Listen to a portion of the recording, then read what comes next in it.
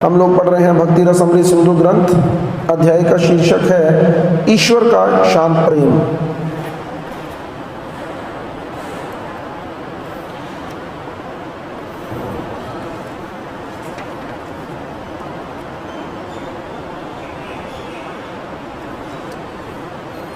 Urge विग्रह की पूजा किए बिना भगवत गीता तथा श्रीमद् भागवत जैसे ग्रंथों को नहीं समझा जा सकता।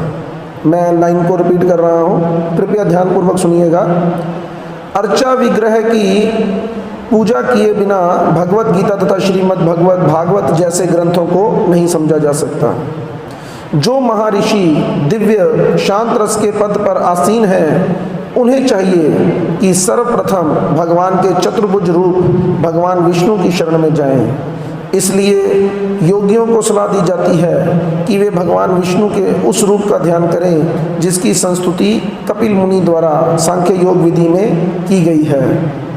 दुर्भाग्यवश अनेक योगी शून्य का ध्यान करते हैं, किंतु जैसा कि गीता में कहा गया है, इसका परिणाम ये निकलता है कि वे कष्ट ही उठाते हैं और उन्हें कोई उल्लेखनीय फल प्राप्त नहीं होता। कहाँ लिखा भगवद गीता में? ये लिखा भगवद गीता में? कहाँ लिखा है ये? हाँ जी, तीसरी जगह में। तो 12वें अध्याय का ये 5वां श्लोक है, जिसमें भगवान कहते हैं कलेशो अधिकतर तेषाम अव्यक्त आसक्त चेतसाम अव्यक्ता ही गतिर दुखम।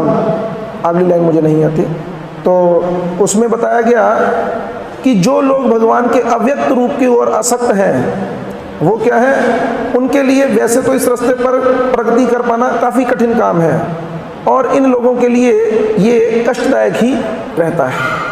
लेकिन अब इसके बावजूद भी लोग भगवत गीता के, कई लोग कहते हैं कि आप लोग तो अपनी भगवत गीता पढ़ते हैं, जिसकी मर्जी भगवत गीता पढ़ो, भगवत गीता एक ही है।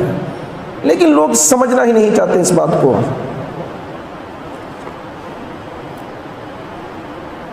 तो चर्चा अर्च विग्रह की पूजा किए बिना भगवत गीता तथा श्रीमद् भागवत जैसे ग्रंथों को नहीं समझा जा सकता।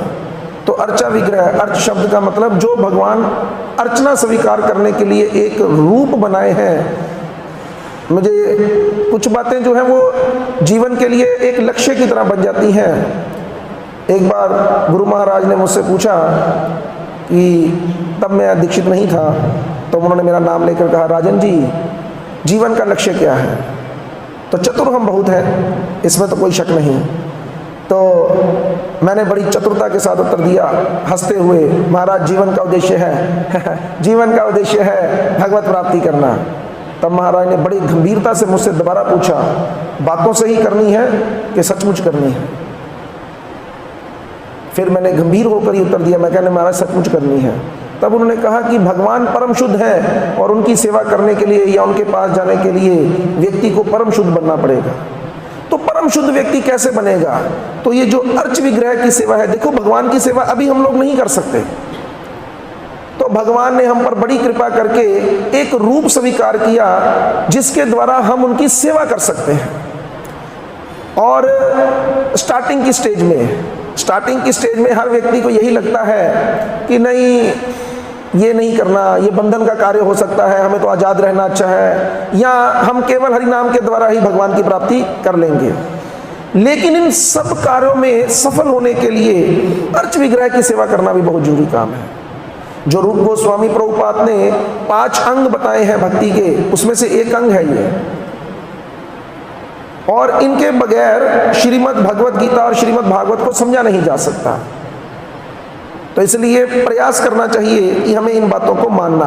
बड़ी सुंदर लाइन है, जो महर्षि दिव्य शांत रस के पद पर आसीन हैं, उन्हें चाहिए कि सर्वप्रथम भगवान के चतुर्भुज रूप भगवान विष्णु की शरण में जाएं। इसलिए योगियों को सलाह दी जाती है कि वे भगवान विष्णु के उस रूप का ध्यान धरें जिसकी संस्तुति कपिल मुनि द्वारा की गई है। दुर्भाग्यवश, शब्दों की ओर ध्यान दीजिए, दुर्भाग्यवश अनेक योगी शून्य का ध्यान करते हैं। तो बड़े सुंदर तरीके से इसको एक कथा में समझाया गया। शून्य तो कहते 1 माइनस शून्य और प्लस, तो माइनस में कौन है? इस वक्त सारी दुनिया ही कह लो, हम लोग तो ये माइनस है, भौतिक दुनिया माइनस है। अब कोई लोग क्या सोचते हैं कि हमारे केवल कष्ट हट जाए। ध्यान दो ना बात के ऊपर, ज्यादातर लोग भगवान से यही मांगते हैं और वो क्या करते हैं, वो शून्य की तरफ आगे बढ़ते हैं। यहां पर क्या है, सब कुछ शून्य है, यहां पर ना कष्ट है, लेकिन यहां पर भगवान की सेवा भी नहीं है और भगवान की सेवा करने का दिव्य आनंद भी नहीं है, और इसलिए ये लोग यहीं पर आकर अटक जाते हैं। लेकिन कितनी देर, अगर कोई व्यक्ति कहे मुझे जीवन में कोई दुख ना हो, दुख ना हो, दुख ना हो, लेकिन केवल दुख ना होना ही सब कुछ नहीं है। उदाहरण दिया गया कि अगर आपके पास एक अमाउंट का कर्जा चढ़ा है आपके ऊपर, 1 करोड़ रुपए का, 10,000 रुपए का, तो आपको किसी ने 10,000 या 1 करोड़ दे दिया, तो क्या हुआ, कर्जा उतर गया। लेकिन आपके पास तो अभी भी कुछ नहीं है, अभी भी जीवन जीने के लिए फिर क्या करना पड़ेगा, फिर से कर्जा लेना पड़ेगा। इसलिए प्लस में जाना चाहिए। ये जो 12वां अध्याय है, ये भक्ति योग इसका नाम है। तो इसमें भगवान वर्णन कर रहे हैं कि देखो ये ठीक नहीं है। इसलिए शब्दों की ओर साफ पता लग रहा है, भगवान कह रहे हैं क्लेशो अधिकतर तेषाम, ये लिखा है भगवान ने कि, किंतु भगवत गीता में कहा गया है इसका परिणाम ये निकलता है कि वे कष्ट ही उठाते हैं। क्लेशो अधिकतर तेषाम, एक भगवत गीता पकड़ना, वो दिमाग में अटक रही लाइन, कि उन लोगों के जीवन में क्या है, क्लेश ही अधिक है। किनके, अव्यक्त, अव्यक्त मतलब जिन्होंने भगवान के निराकार रूप की और आसक्त वो हो गए हैं। आसक्त, क्या आसक्त हो गया उनका, चेतसाम, जिनका चित्त जो है वो क्या हुआ, 12.5। तो और क्या बताया गया, अव्यक्ता ही गतिर दुखम, उस तरफ जितनी भी वो प्रगति करते हैं, जितना उस तरफ जाते हैं, वो रास्ता भी कष्टदायक है। अब हम सब देखो, हम भक्ति कर रहे हैं ना, कैसे, खाते पीते, खाते पीते, नाचते गाते भक्ति करें, लेकिन उनके लिए सब कुछ छोड़ दो, सब कुछ छोड़कर ध्यान लगाओ, जंगल में जाओ, और आगे देह वधिर्पि अवाप्यते, उनके लिए, देहधारियों के लिए इस रास्ते पर अवाप्यते, प्राप्त करना इस रास्ते को बड़ा कष्टदायक होता है। पहले तो इस पे चलना बड़ा मुश्किल है, फिर इसको प्राप्त करना बड़ा मुश्किल है। और भक्ति योगियों के लिए उस रास्ते पर जितना चलना आसान है, उतना ही उसे प्राप्त करना भी आसान है। तो इसलिए भगवत गीता को भी अच्छे से समझते हुए और भक्ति रस अमृत सिंधु ग्रंथ को भी अच्छे से समझते हुए हम क्या कर सकते हैं, हम बड़ी आसानी से एक एक कदम ऊपर बढ़कर, कौन सा रस, अगर आपने ध्यान दिया हो तो इस अध्याय का शीर्षक क्या था, हाँ, तो सबसे पहले शांत रस के बारे में बताया जा रहा है। अब 5 रसों के ऊपर चर्चा होगी, तो ध्यान से सुनेंगे, यहाँ नहीं जरूरी, घर पे भी पढ़ सकते हैं थोड़ा थोड़ा।